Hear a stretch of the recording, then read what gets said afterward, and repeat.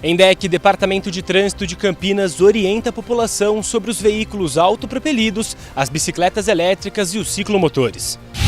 Cerimônia de posse da nova composição do Conselho dos Direitos da Mulher acontece na Sala Azul do Paço Municipal de Campinas.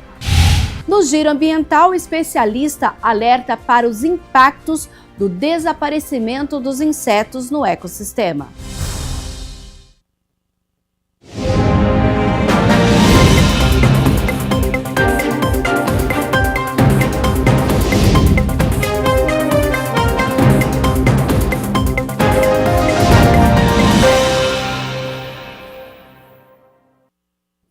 Olá, boa tarde. Chegamos ao meio da semana, quarta-feira, 21 de janeiro de 2026. Começa agora o Jornal Câmara Notícia, ao vivo, meio-dia mais 2 minutos. Muito obrigado pela sua companhia, pela sua audiência. E vamos conversar, participe, mande a sua mensagem para o número do nosso WhatsApp, 19 é o nosso DDD. Para você que é de Campinas e região, já sabe, pode ir direto no número que aparece aqui embaixo da sua tela.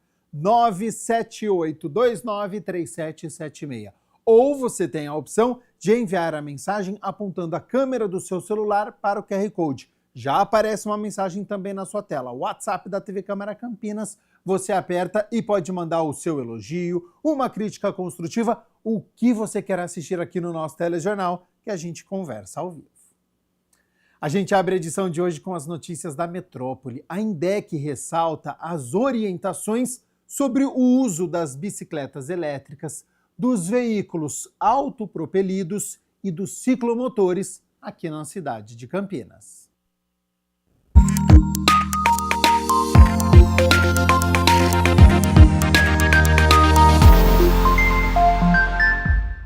O avanço das novas alternativas de mobilidade urbana em Campinas trouxe agilidade para o dia a dia, mas também um alerta para a segurança viária. Recentemente, radares da ENDEC, a Empresa Municipal de Desenvolvimento de Campinas, registraram cenas preocupantes de imprudência envolvendo ciclomotores, bicicletas elétricas e os chamados veículos autopropelidos. Nós temos obtido registros, em várias partes da cidade, mas pegamos muito nos corredores da John Boy, da Rui Rodrigues, da Moreiras, mesmo aqui nas regiões do centro. Então temos muitos registros desses veículos circulando, e o que é importante salientar é que quando uma pessoa ela excede as regras de trânsito, o limite de velocidade, o avanço do sinal vermelho, ela está assumindo um risco de atropelar alguém ou mesmo de ter consequências em função de queda ou de colisões que ela pode incorrer. Regras foram estipuladas para cada um desses veículos de micromobilidade, mas ainda é comum confundi-los. Por isso, o gerente de fiscalização e operação da ENDEC explica a diferença entre eles. É importante classificar cada tipo de modal, bicicleta elétrica, autopropelida e ciclomotor. A bicicleta elétrica, ela é provida de um motor elétrico, que tem que ter até 1000 watts de potência, e o funcionamento dele é por propulsão humana, é um pedal assistido. Ele vai pedalar e aquele motor vai funcionar. Não possui acelerador. O autopropelido, já o equipamento individual de mobilidade autopropelida, é um equipamento que tem a motorização elétrica até 1000 watts, não pode passar disso. Possui acelerador, e tem características de dimensões diferentes do ciclomotor. Já o ciclomotor é um equipamento, é um veículo que muitos até chamam de mini moto, é uma categoria acima do autopropelido. Ele já tem uma motorização até 4000 watts, a velocidade dele não pode exceder a 50 km por hora e tem lá algumas obrigações dentro do CONTRAN. Desde 2023, o Conselho Nacional de Trânsito definiu os critérios de circulação e as características dos veículos autopropelidos, dos ciclomotores e das bicicletas elétricas. A bicicleta elétrica, ela não exige CNH, não exige emplacamento e nem licenciamento, porém é recomendável equipamentos de segurança, como capacete, joelheira e transitar em vias de até 40 km por hora. A mesma coisa é para o autopropelido, ele não pode transitar em vias acima de 40 por hora, vias urbanas. Tá? E também para o autopropelido não é exigido CNH e nem registro e licenciamento junto ao Detran. Já para o ciclomotor, já uma categoria já mais potente, mais próxima das motocicletas, esse sim, a partir de janeiro de 2023, 31 de dezembro de 2025, findou o prazo, expirou o prazo que o CONTRAN deu para que os proprietários de ciclomotores regularizassem a sua situação.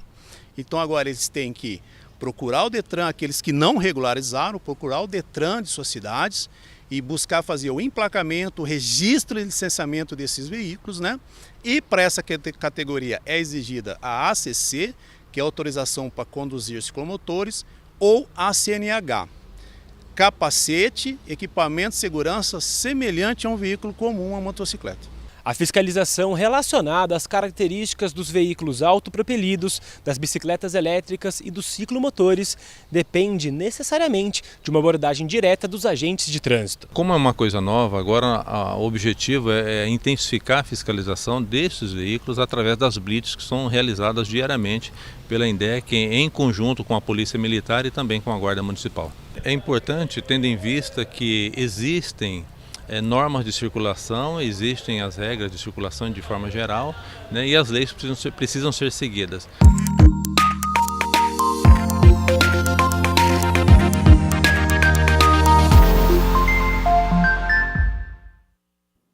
A Prefeitura de Campinas oficializou nesta terça-feira a cerimônia de posse das novas representantes do Conselho Municipal dos Direitos da Mulher para o triênio 2026-2029. A solenidade aconteceu na Sala Azul da Prefeitura de Campinas e reuniu diversas autoridades.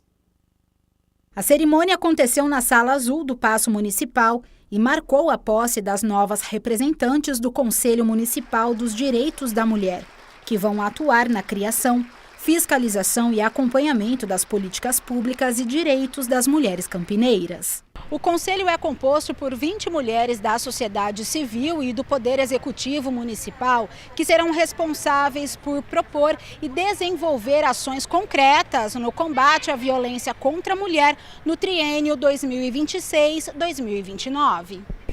Então, a gente fica muito feliz realmente, como eu disse, com essas novas conselheiras que estão chegando. São mulheres voluntárias que assumem essa responsabilidade, da garantia dos direitos, nos ajudar a garantir os direitos de todas elas. São mulheres brilhantes, de trajetórias muito distintas, de visões políticas diferentes, e eu acho que isso só vem a acrescentar. Porque é muito importante essa união e essa forma de pensar e pontos de vistas bem diferentes para que a gente consiga alcançar o máximo de mulheres possíveis com as ações que nós iremos criar.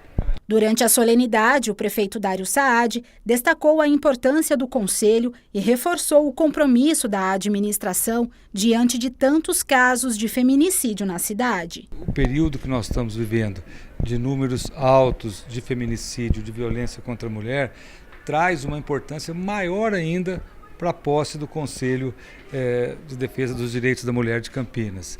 É um conselho que, sem dúvida, vai ter uma atuação importante para trazer sugestões, para trazer opiniões, para sugerir políticas públicas, para que a gente possa reduzir os números de feminicídio, os números da violência contra a mulher, que muito nos envergonha. A vereadora Débora Palermo participou da cerimônia e ressaltou que a união das mulheres é fundamental para mudar o cenário atual. A violência contra a mulher está em números alarmantes, vem aumentando, o feminicídio está todo dia batendo na nossa porta e nós precisamos combater esse mal. Mas não só o feminicídio que é a violência fatal, mas tem a violência psicológica, a violência física, que agride não só a mulher, mas os filhos, toda a família. Então, o papel do Conselho Municipal de Direitos das Mulheres é apontar políticas públicas efetivas, é fiscalizar, é receber essas denúncias, encaminhar aos órgãos competentes, acompanhar, estar presente todos os dias, em todos os espaços, para que nossas mulheres parem de ter os nossos direitos violados. Nós, mulheres, temos a obrigação de nos unirmos, independente, como eu disse, de raça, de ideologia, de crença, de cor, né?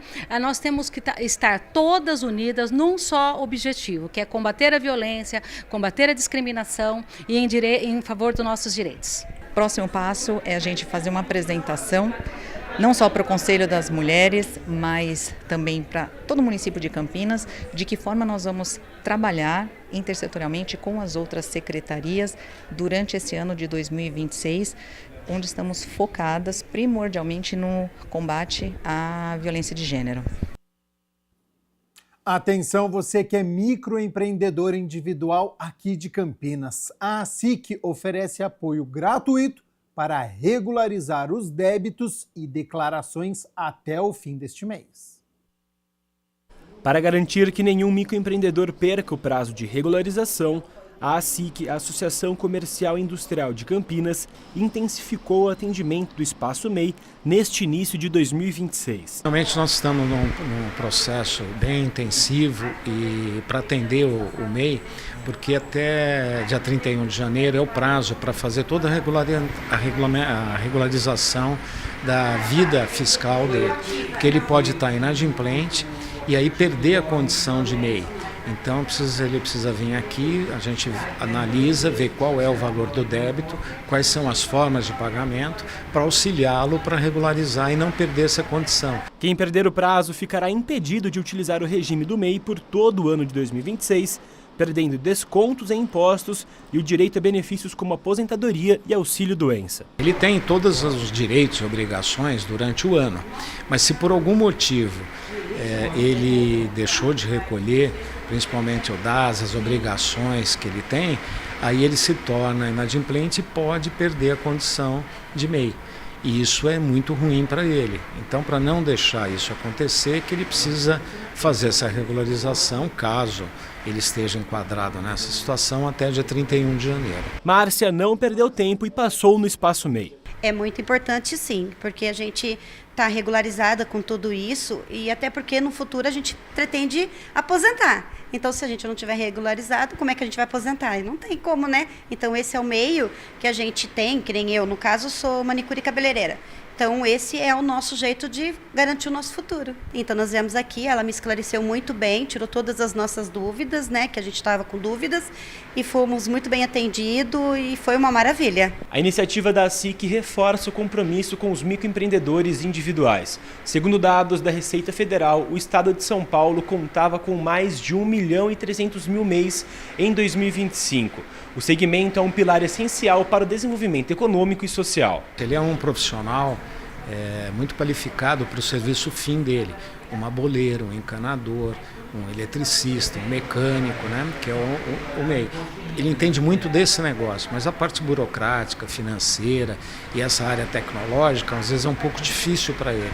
E é esse serviço que a gente presta para o MEI. Nós, desde o início, nós damos todas as orientações para abertura de empresa, emissão de nota fiscal, pagamento de impostos, abertura de conta corrente em banco e, consequentemente, a emissão ou não de um boleto, o imposto de renda do MEI, porque a MEI também precisa fazer isso, tem prazo para fazer. Então, todas essas orientações nós fazemos, ou de forma individual ou através do MEI que se torna associado, passa a ser associado da associação comercial. Então, no pacote de serviço estão incluídos esses itens, onde ele fica tranquilo. Mas é uma coisa que ele não pode perder de vista, como todos nós, que ele tem obrigações mensais e que isso precisa ser cumprido. 12:00 mais 15 minutos. Muito obrigado pela sua companhia, pela sua audiência. Estamos ao vivo nesta quarta-feira e olha só, recentemente o governo americano confirmou suspensão de vistos de imigrantes para 75 países e o Brasil está incluído nesta lista. O Departamento de Estado afirmou que a medida não vai afetar os vistos de turistas ou negócios, apenas de imigrante que deseja residir permanentemente nos Estados Unidos. Sobre esta medida, os impactos, o que ela representa, eu converso agora com o Vinícius Bicalho, ele que é advogado licenciado nos Estados Unidos, Brasil, Portugal, mestre em Direito, é professor. Então, Vinícius, primeiramente, muito obrigado pela disponibilidade do seu tempo, ter aceito o convite para participar aqui do nosso telejornal, do Câmara Notícia. E primeiro, esta decisão do governo norte-americano já era esperado ou pegou muitas pessoas de surpresa? Seja bem-vindo e uma boa tarde. Boa tarde, Gabriel. É um prazer estar aqui com você, nossos telespectadores também. Essa notícia pegou todos de surpresa. Aqui nos Estados Unidos, a imprensa ela noticiou com enorme espanto a inclusão do Brasil nessa lista. Então, ninguém esperava por isso. Na prática, qual que é esta mudança? Quem vai afetar esta suspensão?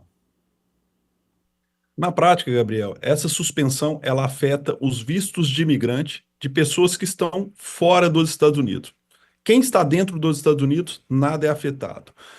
Qual é essa distinção entre vistos de imigrante e não imigrante? Os vistos de não imigrante são turismo, estudo e vistos de trabalho temporário, ou seja, pessoas que vão para os Estados Unidos, mas desejam voltar para o Brasil. Essas pessoas não têm impacto algum à medida.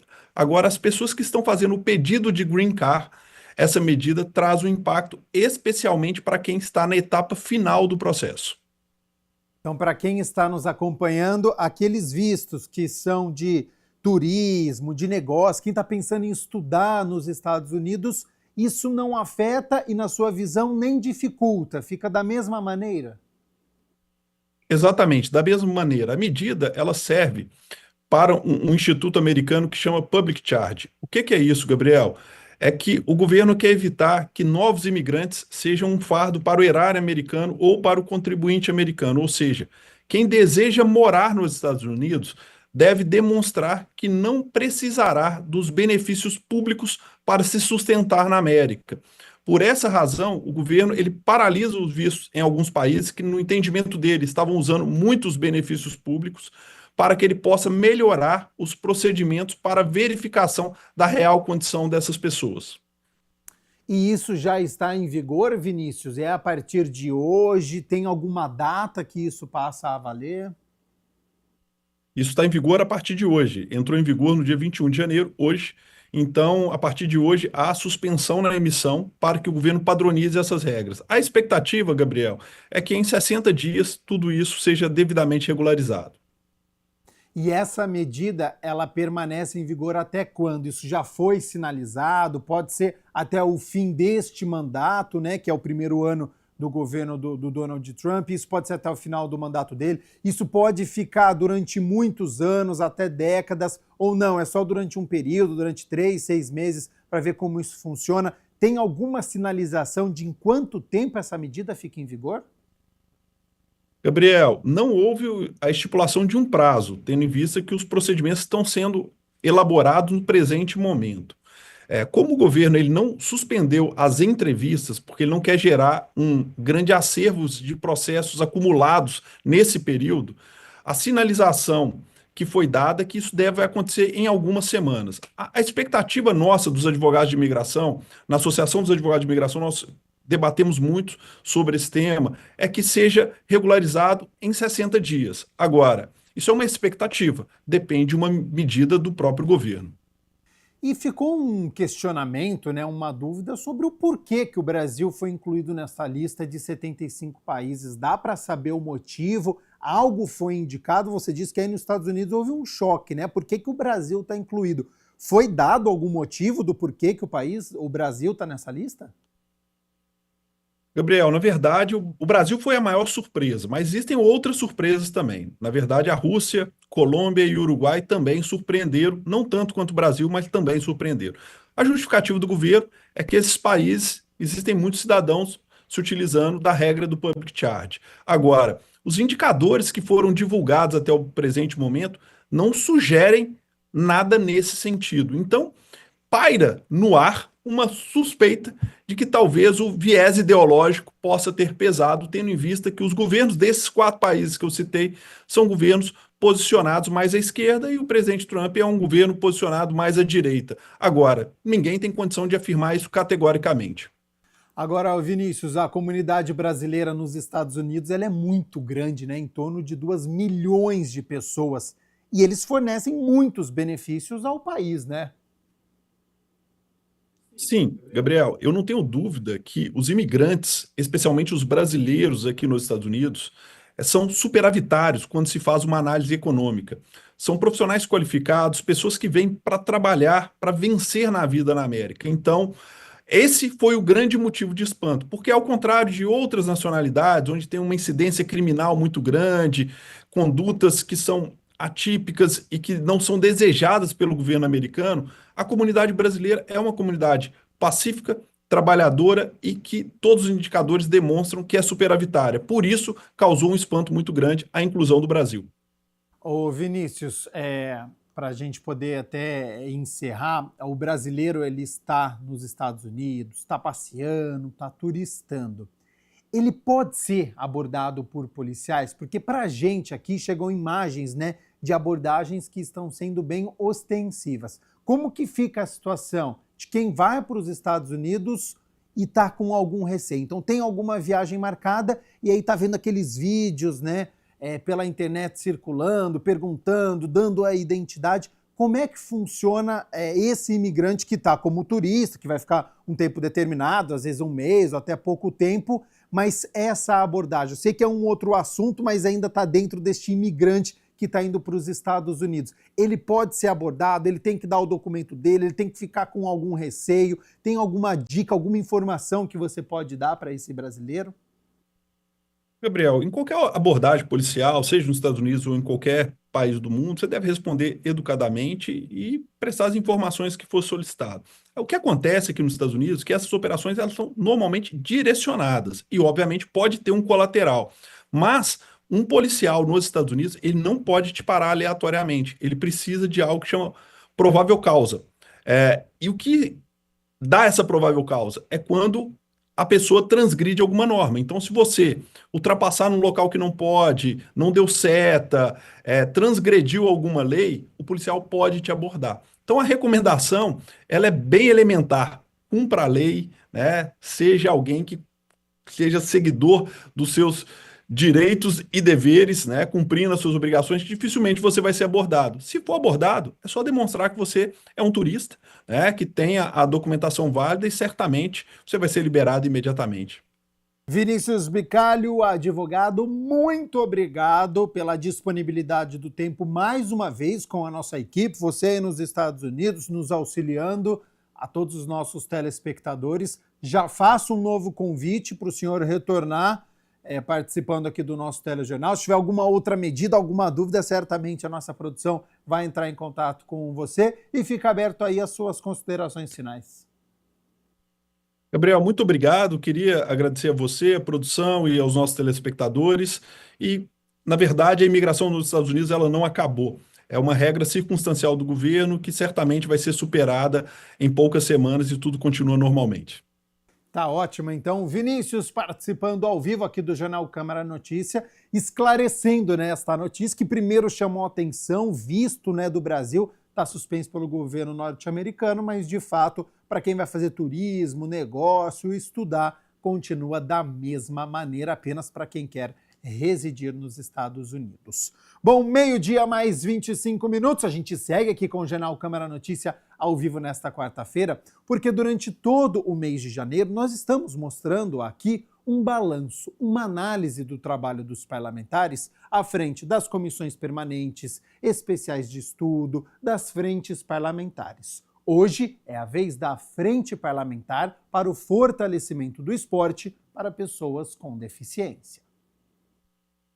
A criação da Frente Parlamentar pelo Fortalecimento do Esporte para Pessoas com Deficiência foi uma iniciativa do vereador Doutor Ianco. O objetivo é sensibilizar a sociedade e promover melhorias na infraestrutura esportiva, tornando os espaços mais acessíveis, seguros e adequados às necessidades de todos os cidadãos. As pessoas com deficiência, hoje nós precisamos muito lutar para que a acessibilidade, as condições dessas pessoas melhorem de sobremaneira, né? Na verdade, é um dever do Estado, né? Um dever de todo o município, fomentar e proporcionar principalmente acessibilidade e condições, né, para essas pessoas. E o esporte, né, vocês sabem que dentro da minha bandeira das pautas que eu trago para esta casa, a saúde é a primeira delas e o esporte está diretamente ligado à saúde. E por que não o esporte para as pessoas com deficiência? Então essa frente realmente visa fortalecer o esporte para as pessoas com deficiência e nós sabemos que o esporte é vida. Então trazendo o esporte para essas pessoas, certamente nós traremos um alívio para elas e não só para elas, para toda a família e todo o ambiente social em que elas residem. A Frente Parlamentar realizou um debate sobre o cenário do esporte para pessoas com deficiência. Foi uma reunião também que nós tivemos uma reunião muito importante em que tivemos um apanhado, tanto do município de Campinas, para as condições e o que é oferecido hoje para as pessoas com deficiência, principalmente em relação ao esporte. Nós temos uma associação paralímpica aqui muito importante aqui na cidade de Campinas, né, a APC, que traz todo um desenvolvimento para as pessoas com deficiência e realmente fazem um trabalho maravilhoso, inclusive com medalhistas olímpicos aqui na cidade de Campinas. A Frente Parlamentar, em apoio à paz e sustentabilidade aqui da Câmara de Campinas, apresentou o balanço das atividades desenvolvidas ao longo de 2025. O grupo realizou encontros, debates e ações voltadas à construção de políticas públicas que incentivem a cultura da paz e o desenvolvimento sustentável aqui no município. A Frente Parlamentar em Apoio à Paz e Sustentabilidade foi instalada oficialmente em 24 de fevereiro de 2025, com a finalidade de promover a discussão e a implementação de políticas públicas que incentivem a paz e a sustentabilidade no município de Campinas. O trabalho, coordenado pelo vereador Marcelo Silva, envolveu uma série de reuniões ao longo do ano. Foi muito positivo, né? Foram discussões muito importantes, sempre voltadas para a paz, para a sustentabilidade, pensando no meio ambiente e mais do que isso, né? Pensando nas políticas públicas que o próprio parlamento ele pode realizar em prol do município e que isso possa aí reverberar para outras cidades, né? Quiçá estados aí do Brasil, como por exemplo nós criamos, né, tivemos a ideia aqui de criar um fundo justamente em tratando dos grandes desastres naturais, né, que a gente sabe que com as mudanças climáticas tem ocorrido com bastante frequência, como por exemplo em dezembro, né, agora tivemos um frio fora de época, ventanias com mais de 100 por hora, então essa ideia surgiu justamente dessa discussão e mais do que isso, né, foram discussões muito proveitosas que nós elaboramos um documento importante com várias sugestões de políticas públicas que podem ser implantadas nos diversos municípios do Brasil. Marcelo Silva reforça que a Frente Parlamentar busca posicionar Campinas como referência nacional e internacional em políticas públicas voltadas à cultura da paz e sustentabilidade. Acho que isso é permanente, né? É uma discussão na sustentabilidade no meio ambiente que ela é permanente, né? O documento ele foi enviado junto com outros documentos da Secretaria do Seclimas, junto aí, salvo engano, nós somos a única Câmara Municipal a enviar um documento aí para a COP30. Eu acho que foi muito proveitoso, aprendi bastante, né? Porque não é um meio que eu tenho costume de atuar, então foi muito positivo. Eu acho que a gente sempre tem que estar aberto aí a aprender, a inovar e mais do que isso, né? Sem pensar no município e nas políticas públicas. Segundo o vereador, a força para implementar essas mudanças começa dentro da própria cidade, com a participação da população. A nossa força começa na nossa cidade, no nosso município, né?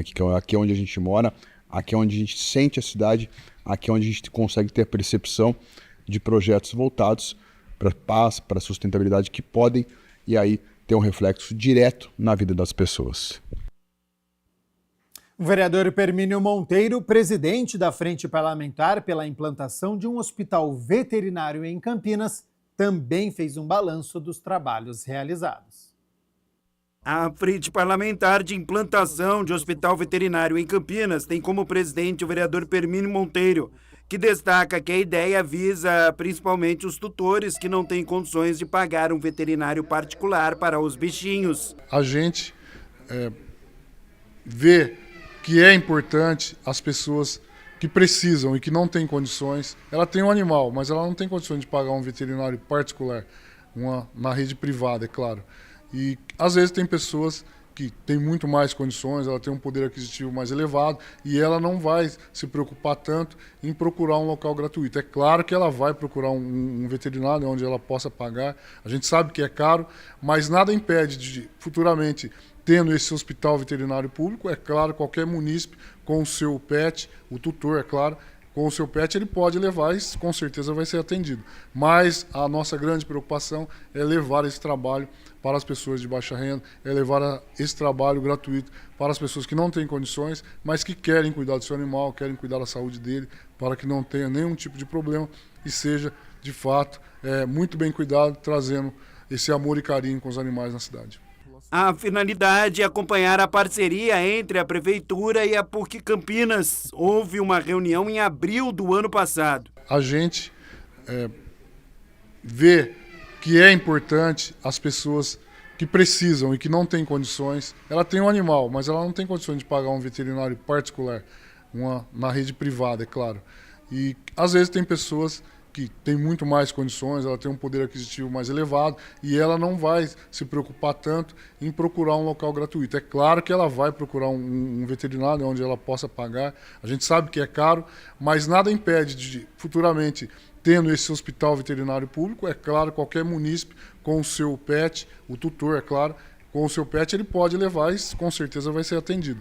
Mas a nossa grande preocupação é levar esse trabalho para as pessoas de baixa renda, é levar esse trabalho gratuito para as pessoas que não têm condições, mas que querem cuidar do seu animal, querem cuidar da saúde dele, para que não tenha nenhum tipo de problema e seja, de fato, muito bem cuidado, trazendo esse amor e carinho com os animais na cidade.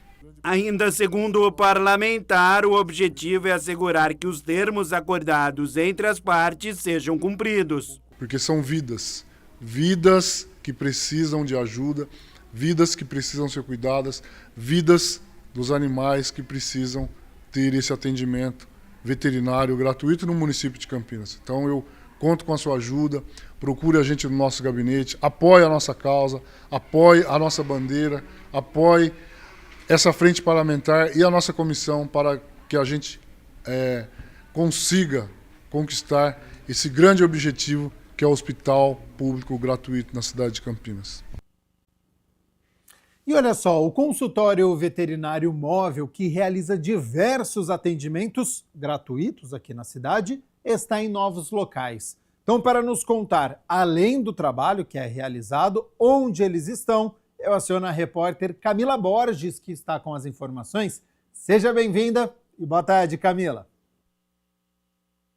Oi, Gabriel, boa tarde. É isso mesmo. Os consultórios móveis do Departamento de Proteção e Bem-Estar Animal começam hoje a atender em 2 novos locais. Como você citou, é no bairro Parque Osiel e também no DIC 5, que é aqui onde eu estou. E ao meu lado está o secretário Brás Adegas, que vai explicar um pouco melhor sobre o serviço. Secretário, por que essas regiões foram escolhidas? Oi, Camila. Boa tarde a todos. Olha, essa é uma das políticas que a gente faz um circuito itinerante pela nossa cidade. E nesse momento nós temos a programação aqui para a região aqui do Ouro Verde, né, e do Osiel.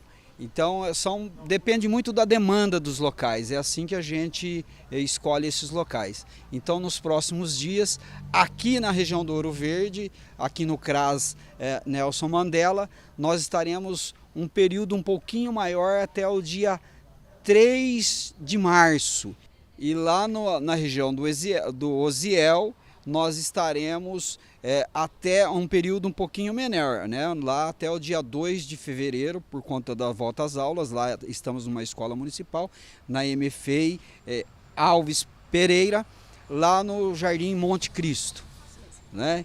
Então, atendemos todos os dias da semana, das 8 às 12 horas e das 13 às 16 horas. Com algumas exceções, no sábado, lá na região do Osiel, no dia 24/1, nós vamos atender a população no sábado, né, das 8 às 12 também, das 13 às 16. E aqui na região do Ouro Verde, nós vamos estar atendendo no dia 31/1, também no mesmo horário, das 8 às 12 e das 13 às 16 horas. E, secretário, qual tipo de atendimento a população consegue encontrar no atendimento móvel? Eu sei que castração é um outro setor, né? Isso, essas são as consultas que é totalmente gratuita à nossa população de Campinas, né? Não precisa ter inscrição antes, pode chegar, é por ordem de chegada o atendimento. O que precisa fazer é comprovar de fato, Camila, que são residentes da nossa cidade de Campinas. Não necessariamente precisa ser dessas regiões onde a gente está nesse momento, mas de todo o nosso território. E precisa comprovar que é residente e ser maior de 18 anos. E quais os documentos necessários para conseguir o atendimento? É só o comprovante de residência, né? E também mostrar que é maior de 18 anos, que é o tutor responsável pelo animal. E qual a importância desse tipo de serviço que é gratuito para a população e para os animais aqui da região? É muito importante, né, para toda a nossa cidade esse atendimento, porque aqui é um atendimento gratuito, onde a gente atende cães e gatos, é bom frisar isso. Aqui nós fazemos as consultas dos animais, também fazemos a chipagem dos animais, aqueles que não são chipados. Se precisar de alguma medicação imediata, a gente tiver disponibilidade aqui, já faz também, ou faz os encaminhamentos, né? E a vacina V8, que é uma vacina muito importante para a vida saudável dos animais, que é um imunizante aí de todas as doenças dos animais, como é uma vacina anual preventiva aí na saúde dos nossos pets. E qual a estrutura dos atendimentos? A gente sabe que ele funciona em containers, até por ser móvel, como funcionam esses atendimentos? São todos os nossos, nós temos 2 unidades. Essas 2 unidades elas são compostas por 3 veterinários e os seus auxiliares, aonde a gente tem essa estrutura móvel para a gente fazer essa programação itinerante dentro do nosso município, numa expectativa de atendimento aí de 50 animais por dia em cada unidade. E o senhor já explicou, só para a gente reforçar, até quando as unidades vão ficar em cada região? Aqui na região do Ouro Verde, um pouquinho maior, até dia 3 de março, até porque é uma região muito grande, né? E lá na região do Osiel até o dia 2 de fevereiro, quando a gente começa a volta às aulas. E onde a população pode consultar o próximo destino dos consultórios? Nas nossas redes sociais ou na mídia oficial do nosso município, no portal animal.campinas.gov.br. Obrigada. Gabriel, também conversei aqui com outras pessoas que passaram com seus animais para conseguirem o atendimento e eu conversei com alguma delas que falaram sobre a importância desse serviço aqui na região. Vamos ouvir. O veterinário móvel é uma coisa muito importante para a faixa etária de renda, por causa que muitas pessoas não têm condição. E tem o animalzinho, mas às vezes não tem condição de pagar uma consulta, né? Como você considera que é a importância desse atendimento móvel gratuito aqui na região? É uma opção boa, né, para todos que de baixa renda, né, que não tem condições de pagar. É fundamental ter esse serviço para a população em geral, né, que agrega bastante. Sim, é verdade. É importante porque a maioria das pessoas tem animais e é muito difícil assim pagar uma consulta veterinária, é muito caro, tudo. Então isso aí para a gente é muito bem-vindo. Para a gente que não tem condição de ficar pagando toda hora veterinário, tudo. Apesar que eu crio meus animaizinhos, quando eles precisam mesmo, eu não mido, não meço esforço, eu pago mesmo, entendeu? Porque é uma vida e eu me apego muito a eles, eles se apegam muito a mim. Então é como coisa que seja realmente um filho, uma filha, para mim. E o atendimento sendo gratuito ajuda, né? Ajuda bastante, ajuda muito e muito, ainda mais assim, periferia, né? Sempre a gente é muito carente, então ajuda bastante. Reforçando então o que o secretário já falou, a unidade 1 está funcionando na escola Alves Pereira, que fica no bairro Jardim Monte Cristo, no Parque Osiel. Já a unidade 2, que é aqui onde a gente está no CRAS Nelson Mandela, no DIC 5, que fica na região do Ouro Verde. Os atendimentos são realizados por ordem de chegada, de segunda a sexta, das 8 ao meio-dia e das 13 às 16 horas, com distribuição de senhas. Então, quem chegar primeiro pega a senha. Para utilizar o serviço é necessário morar em Campinas, ter mais de 18 anos e apresentar documento com foto e comprovante de residência. Como o secretário já citou também, embora as unidades estejam instaladas nessas regiões, os moradores dos bairros próximos ou de qualquer região de Campinas podem passar aqui também. Para conseguir mais informações sobre os serviços, locais de atendimento, estão disponíveis no portal Animal Campinas, no site portalanimal.campinas.sp.gov.br. Volto com você aí do estúdio, Gabriel.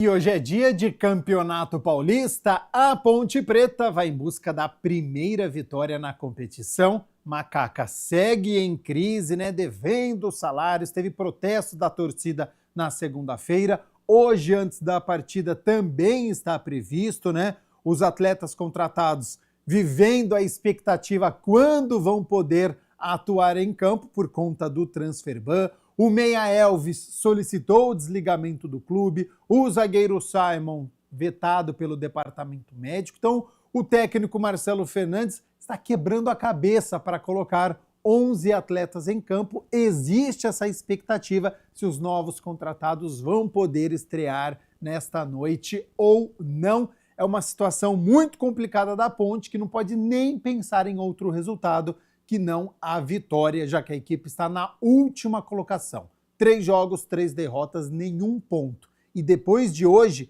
vão restar apenas 4 jogos. O São Bernardo tem 4 pontos. 1 vitória, 1 empate e 1 derrota. E claro que amanhã a gente conta a história de Ponte Preta e São Bernardo, que se enfrentam hoje à noite no Moisés Lucarelli, às 9h30 da noite. 12h mais 42 minutos. O declínio das populações de insetos representa um drama global que avança silenciosamente. Sobre o que está acontecendo, o impacto, confira a partir de agora o Giro Ambiental.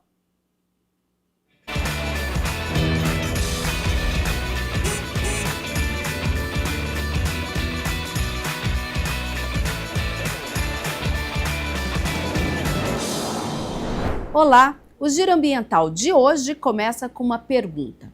Qual foi a última vez que você viu um vagalume? Cada vez mais pesquisadores se preocupam com o declínio das populações de insetos, drama global que avança silenciosamente, chamado apocalipse dos insetos. Para que a gente entenda melhor o que isso significa, qual a importância dos insetos e quais as causas e os impactos no ecossistema, nós estamos conectados com o professor da Unicamp, Paulo Oliveira, que é professor titular de Ecologia do Instituto de Biologia da Universidade. Seja bem-vindo, professor. Muito bom dia, muito feliz de estar aqui para conversar com vocês. Primeiro, eu comecei com o pessoal lá de casa falando sobre a questão do vagalume, né? E eu queria que o senhor falasse, a gente está falando de uma população de insetos, mas o vagalume, ele é um exemplo daquilo que existia no cotidiano, inclusive das áreas urbanas, e hoje a gente, pelo menos em área urbana, faz muitos e muitos anos que eu não vejo um, viu, professor? As pessoas comentam muito isso. As borboletas também estão sumindo dos bairros urbanos, viu? Eu moro no Cambuí. Dificilmente eu vejo uma borboleta voando nas nossas ruas. Os vagalumes, então, nem pensar. Mas quando a gente está falando desses insetos, quais são, assim, parâmetros que a gente pode avaliar? Primeiro que quando a gente pensa, por exemplo, o senso comum fala assim, poxa, por que existe barata? Por que existe mosca? Por que existe... Eu queria que o senhor começasse, então, pela importância dos insetos para a vida como um todo. Tá bom, tá certo. Todos nós, quando pensamos em insetos, a gente olha sempre o lado ruim dos insetos. Mosquito, barata, bichos que nos incomodam. Ok. E a gente esquece que os insetos são responsáveis por cerca de mais de 50% da polinização das nossas plantas, que ao serem polinizadas, as flores produzem os frutos que vão passar no mercado, vão passar no supermercado. Então, quando a gente entra no supermercado para comprar as coisas que vão parar na nossa mesa, a gente esquece que aquilo é um produto da natureza e que é produzido em grande parte pela bicharada que ocorre naturalmente na natureza, especialmente os insetos. Abelhas, moscas, besouros e também vertebrados, como beija-flores, morcegos, etc., que polinizam as flores e que vão produzir os frutos que vão parar na nossa mesa. Então, a gente tem as populações urbanas, nós que vivemos na cidade, temos que enfiar na cabeça que a nossa qualidade de vida e o nosso bem-estar depende do bem-estar e da saúde da natureza que nos rodeia. Então, recentemente saiu uma pesquisa na revista Science sobre essa questão que você está levantando, o desaparecimento recente dos insetos. Eles fizeram uma pesquisa nas Ilhas Fiji, lá perto da Austrália, na Oceania. E eles descobriram, Mirna, que nos últimos 300 anos, as sucessivas chegadas do homem através das grandes navegações, trazendo insetos invasores, trazendo inseticidas, alterando o ecossistema natural dessas ilhas, causaram a extinção, causando o desaparecimento de cerca de 80% das espécies de formigas dessas ilhas. Ok, novamente, professor Paulo, por favor, formiga é um bicho chato, a gente tem mais é que matar e sumir com as formigas. Quem gosta de formigas? Então, quase ninguém gosta de formiga, incomoda muito. É. Vou fazer um desafio para você, Mirna. Imagina que você está na floresta amazônica. Imagina agora, Mirna, que você tem uma capacidade de Hércules de colocar numa bolsa a bicharada que você encontra na floresta amazônica, tá bom?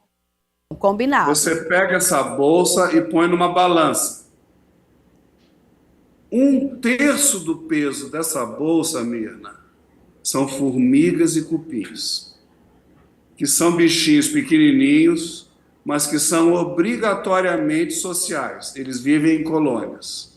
Sim. Então, embora pequenininhos, eles são tremendamente abundantes e tremendamente importantes para o funcionamento da floresta. São esses bichinhos que aeram o solo, que faz a água, quando cai da chuva, entrar no solo, se tornar disponível para as plantas. Eles que ajudam a decompor a matéria orgânica que chega no solo da floresta e assim por diante. Então, as formigas e os cupins, como os outros bichinhos pequenos, têm um papel no funcionamento do ecossistema da floresta tremendamente importante.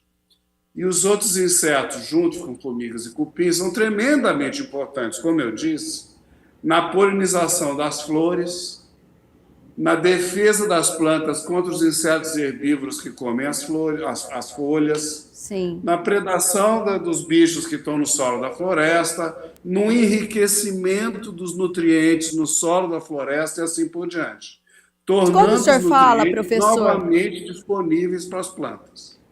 Quando o senhor fala, por exemplo, nesse estudo feito lá nas Ilhas de Fiji, quando a gente pensa aqui, mais perto de nós, o que esse estudo demonstra, isso é algo isolado ou não? Bem perto de nós, por exemplo, na Amazônia, que o senhor acabou de mencionar, nós também estamos tendo esse, digamos, não é um fenômeno, esse acontecimento que é o desaparecimento silencioso de insetos. E o que isso nos causa? É um alerta?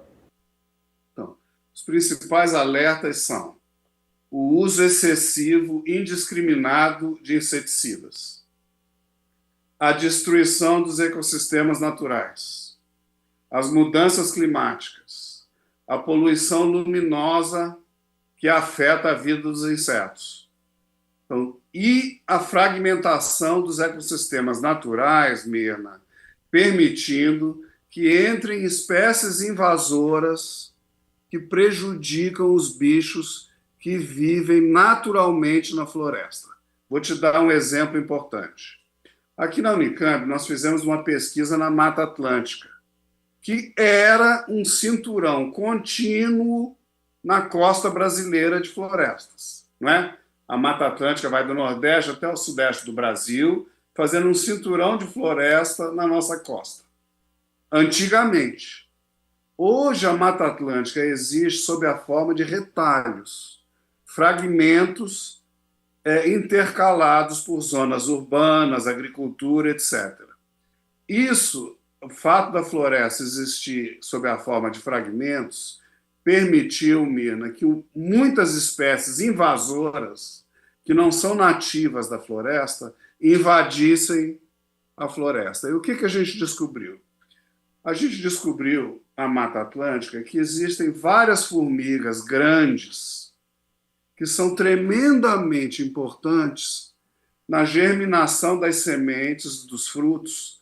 Quando os frutos caem no solo da floresta, Mirna, com a polpa ainda aderida às sementes, a chance daquele fruto, da semente, fungar por causa da umidade do solo é muito grande.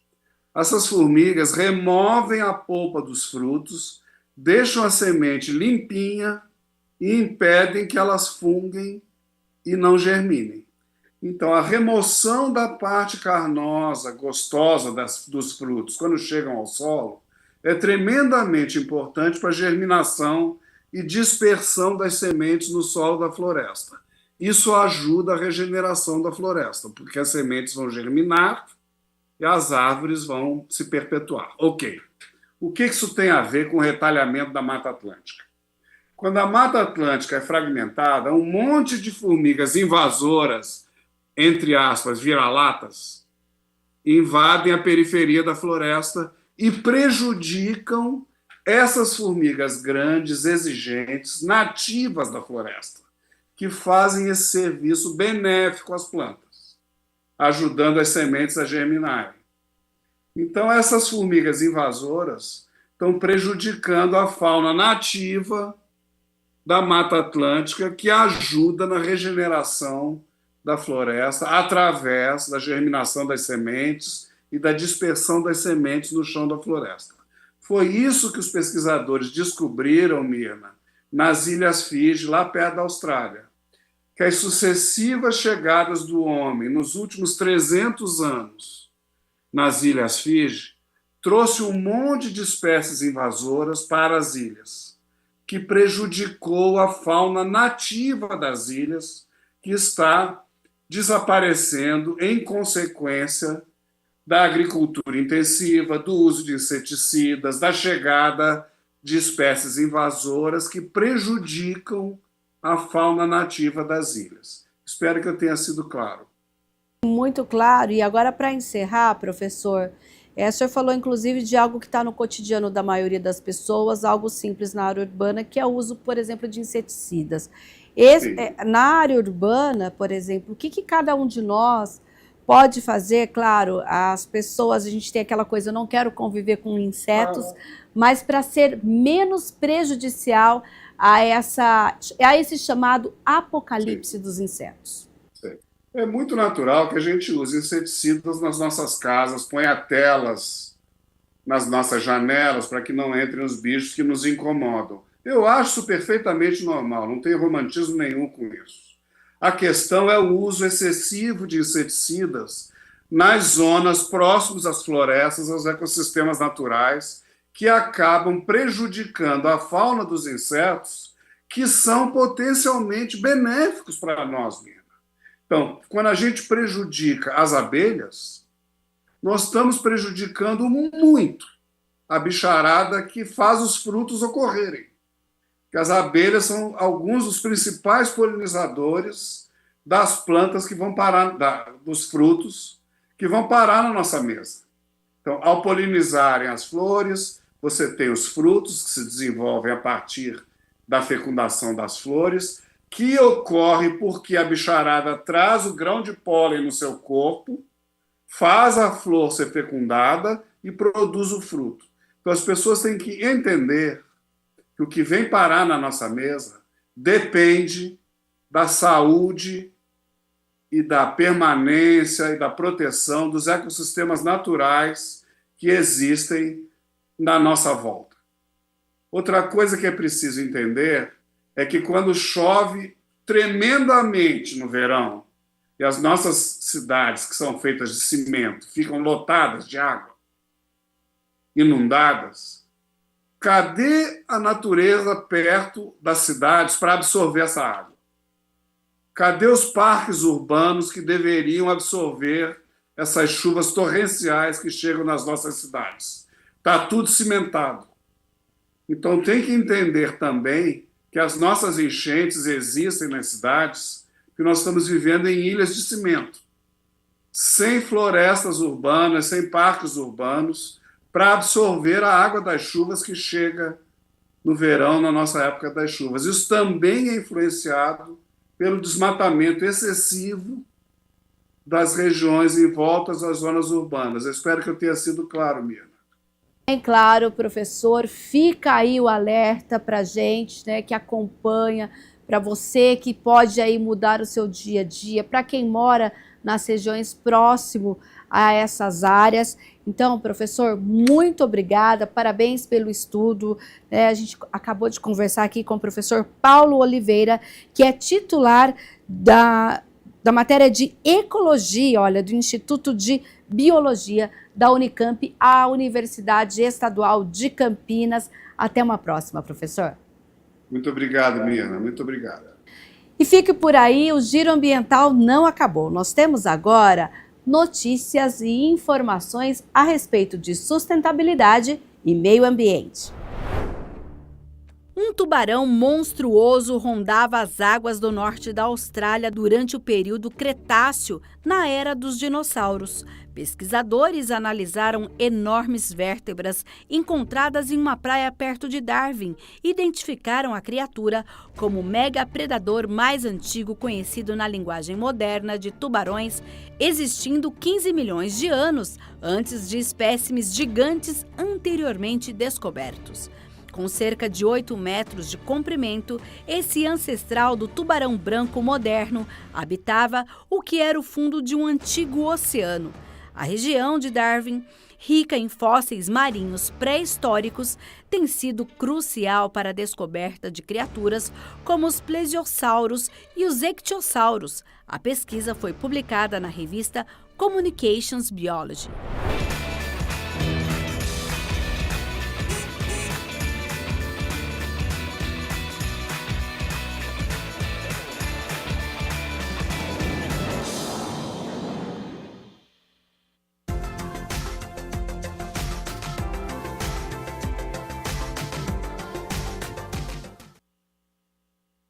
Amanhã, quinta-feira, segue uma condição parecida com o dia de hoje, com o sol aparecendo entre muitas nuvens. A diferença é que à tarde e início da noite pode chover. Se acontecer, não deve ser em grande intensidade, nada daquela chuva de verão que é forte e rápida, ela acontece em um ou outro bairro aqui da nossa cidade. A temperatura segue amena, olha só, já está aqui na minha tela, para amanhã então, dia 22 de janeiro, mínima de 17 graus, a máxima não passa dos 25 aqui na cidade de Campinas. O Jornal Câmara Notícia fica por aqui, muito obrigado pela sua companhia, pela sua audiência, continue na nossa programação e nos vemos amanhã na quinta-feira, ao meio-dia, ao vivo, te espero até lá. Tchau, tchau.